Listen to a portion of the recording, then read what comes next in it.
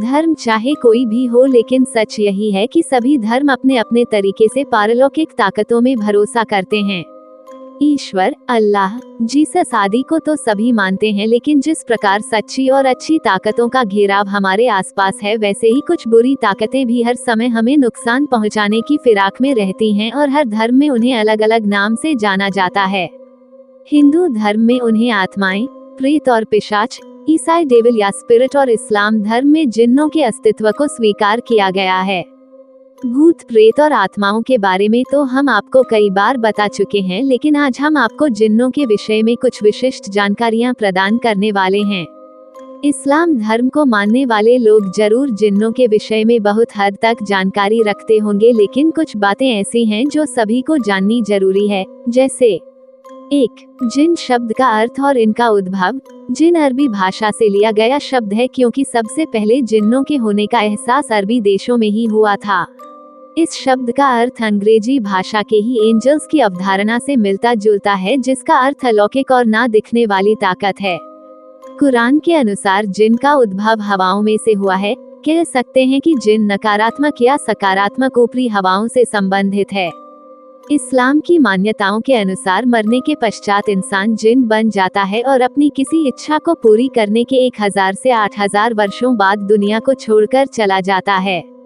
2. जिन के प्रकार। जानकारों के अनुसार जिन को 4 श्रेणियों में बांटा जा सकता है।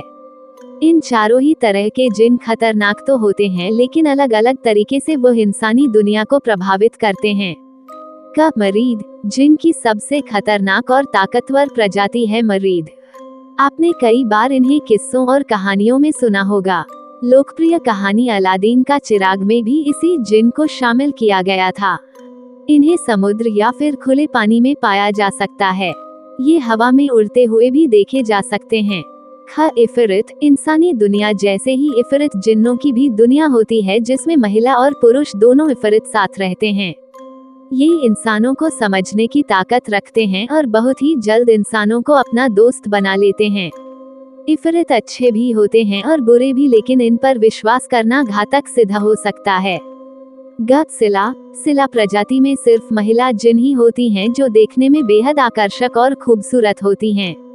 इंसानी दुनिया में विचरण तो करती हैं, लेकिन उनसे दूरी भी रखती हैं। सिला ज्यादा मात्रा में देखी नहीं जाती, लेकिन वो मानसिक तौर पर मजबूत और बहुत समझदार होती हैं।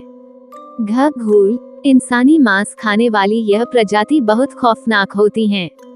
ये कब्रिस्तान के आसपास ही रहते हैं। इनका व्यवहार क्रूर और शैतान से मिलता जुलता है, इसीलिए इंसानों के लिए यह बहुत भयावह होते हैं। वेताल। ये वैम्पायर होते हैं, इंसानों के खून पर ही जिंदा रहते हैं। विक्रम वेताल की कहानियों में इसी वेताल का जिक्र था।